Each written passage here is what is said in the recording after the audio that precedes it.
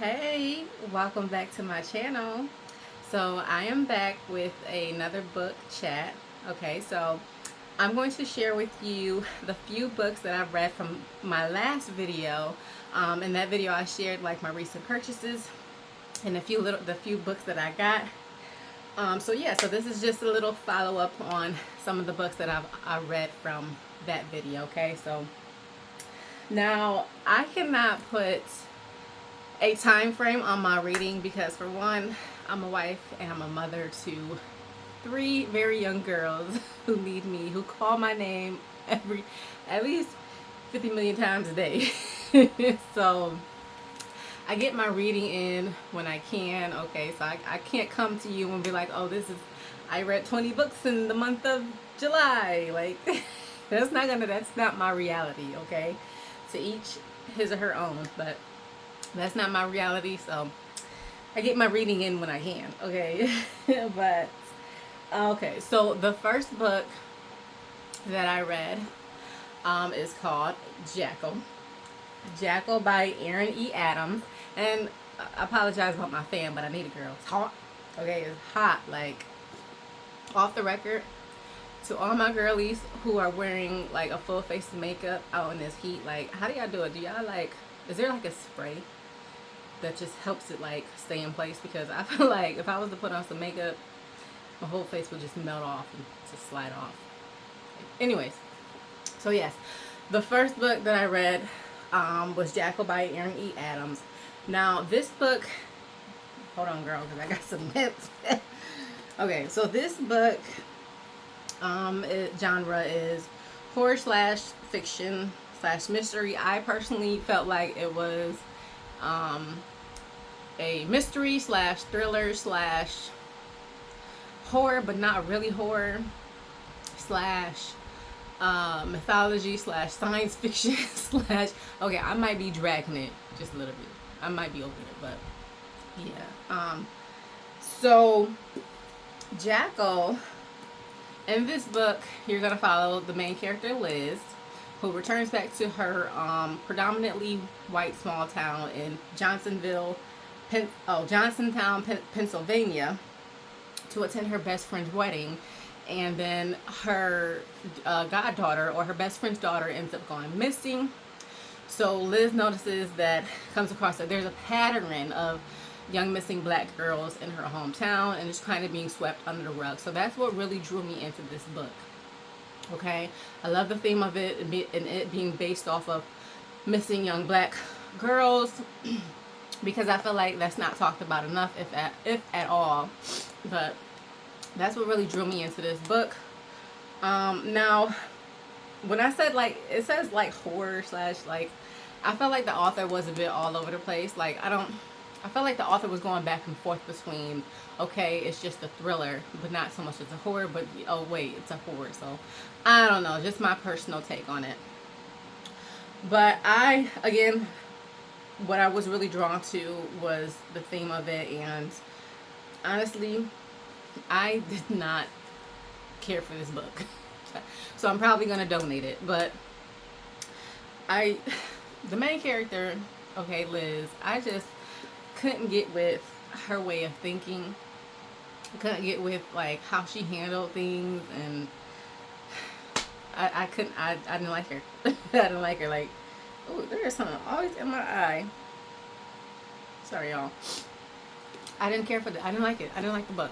I won't say I didn't care for it, but I didn't like the book. I really wanted to. Like, I really wanted to like this. I wanted to love this book, but I just couldn't get with the main character, and just how the story played out. Like, I had questions at the end. Like, where did like some entity just comes, that's why I said, like, at first it's just like a thriller slash mystery, because Liz goes on this quest and trying to find her best friend's daughter, and then she's like tying you know past stories into past missing black girls to stories into what's happening now. So she's pulling all that together, and like as soon as like prime suspect number one was introduced, I already knew who it was, because I'm like, And then Liz is supposed to be this observant person, and it's like, how could you not see this coming? Okay, and I know, like, okay, the author needed a story, but I don't know. I don't know. And then also, when reading the book, I found myself rereading like certain things that were being described because I was really trying to understand it. I'm like, girl, I know you're not this slow, but I was really trying to understand what was being described, and I got confused a bit. I got confused, maybe just the style of writing, but what else? Yeah, yeah. But even at the end, when Liz found her strength, I still felt like you still are the weakest link. She was just, oh my goodness. But I don't want to spill too much tea about these books because everyone has different palate tastes, so, or different tastes, whatever. So, you feel like you still check it out. Check it out. Maybe I'm tripping. I don't know. I don't think so because I'm sure I'm old enough to know what I like and don't like. But check it out. So yeah, I'm gonna be. I will be donating this. This is not going on my shelf, but yeah. So I gave this book a 2 stars. But yeah, I don't know if I don't know if I'll be reading more by this author. I don't know. But so that was Jacko. Now the next book that I read, hold on, girl. It is just, whew.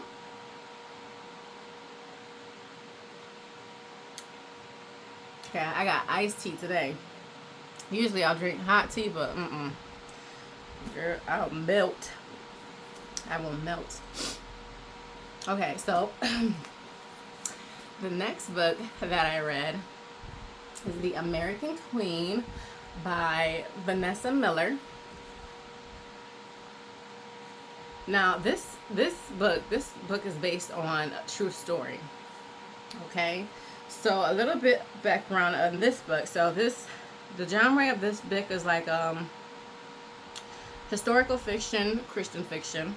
Okay, so it's based on actual events that occurred between 1865 through 1889 and shares the unsung history of a black woman who built a kingdom in the Carolinas. So it's based on a true story, and it's the inspiring story of a woman named Luella, and I believe that is her real name. I believe so.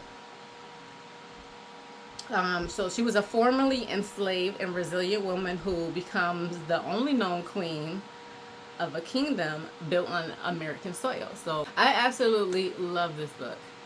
For one, I'm really big on Black history, Black American history, because they try to act like we just did nothing, like we just did nothing, and while no, that's not true. A lot of our ancestors did do something, and so this is based the character, well, not character, but yes, woman, her husband helped build up a community after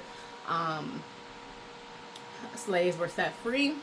They didn't. Okay, they said they checked the deuces up to their plantation, and their plan was to head up north, but they ended up settling in the Carolinas, and that's where they built their community. So I absolutely love this. I don't only just read slave narratives, so this is not your typical slave narrative.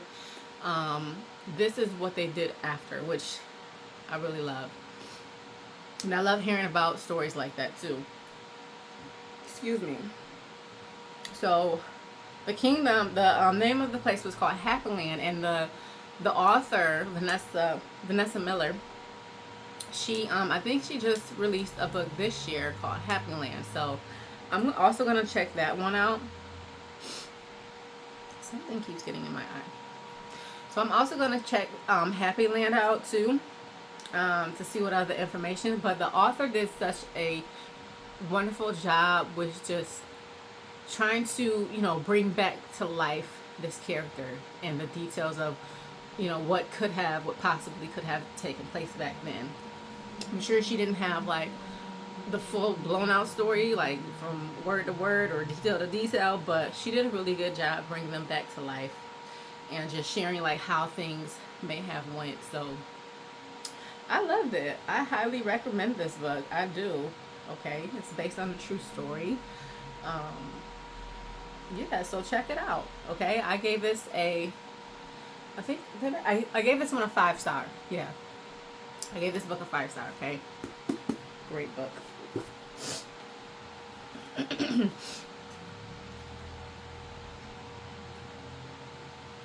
Okay, so the next book that I read, I completed. The next book that I read was Bittersweet by Rhonda McKnight. So Bittersweet by Rhonda McKnight. Now the genre of this book is a fiction, of course, Christian fiction, Southern fiction. Christian Southern fiction, however you want to put it. But this book is, it follows the stories of two sisters and a great great great grandmother. The older sister Mariah, the younger sister Sabrina, and then the great great great grandmother Tabitha. Now the sisters Mariah and Sabrina are called back home or to their grandparents' area home to help restore a restaurant that's kind of like failing. Okay, but the restaurant has been in their family for some generations now, and so yeah, so they're helping rebuild and helping to keep alive the family restaurant. And I love this book. This is the second book that I've read by Rhonda McKnight. I love this book. I did because the first one that I read was called The Thing About Home, and I did kind of feel like both books are similar in some ways, and it's maybe because of the cultural ties that she mentions in both of them, the cultural ties to the characters. So she she gives some history and some knowledge on the Gullah culture, and I also love that she shared the stories of the great great grandmother. I guess they received like letters. The grandmother, great great great great great grandmother, Tabitha, wrote letters, and and that's so amazing because I wish I could go that deep in my family's history. Also, there is some sibling beef between the two sisters, Mariah and Sabrina, and I can relate to that. So that's another reason why I enjoyed the book. But it gets good. But you gotta read it to see how it all plays out. Okay. This is a low level. I do love a good romance, but this was a low level of romance. It wasn't that much. I did feel like the ending of the book was a bit rushed, but I get it. The author probably didn't want this book to be too long. So other than that, I believe I rated this a 4 stars, but I did enjoy it. I did. This is really good. I recommend it. This will stay on my shelf. American Queen could stay on my shelf. Jackal's trash. No, let me stop. Let me stop. I'm taking Jackal over to my local library.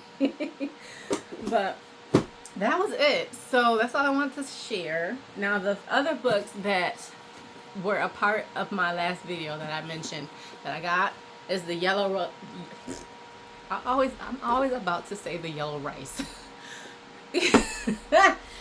The Yellow Wife. And then Take My Hand. But my mood just changed, so I'm probably not going to get to these right away. And then especially this one. I know this one is going to take me on an emotional roller coaster, so I think I want to say that I'm not ready for this one just yet. Okay, I heard this is a very emotional read, but my mood changed, so I ordered some new books from Amazon because, girl, I like Barnes and Noble. Y'all expensive, so I just ordered my books from Amazon because Barnes and Noble wanted $10 extra for a book that I seen that's online for $10 on Amazon for $10, and my husband's like, maybe they price match. I don't know if they price match, but Barnes and Noble, okay. So I'm waiting for those books. I think those books are a bit more filled with action, but I'm waiting for those books to come. It should be here by Saturday, and I will share them, and then I'll read them, and then I'll come back and give you my little tea. Okay, I'm only going to spill a little bit of tea, not too much, because I don't want to, ruin books for other people, but I'll share them and give them my review after I read them. I thought about, so I'm just in a waiting period right now.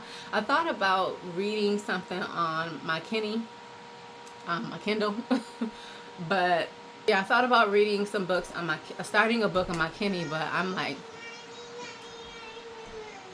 I'm being called to duty. Okay, I'm being called to duty. I'm being called to duty so that, oh, you're so rude. Okay, I'm coming, baby.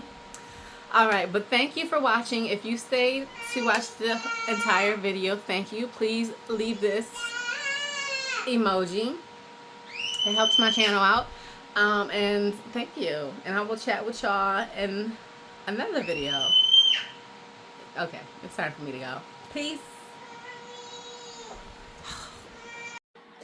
It's just emotions taking me over. Caught up in sorrow, lost in the house. Don't you know, darling? Don't you know that nobody gets in this world?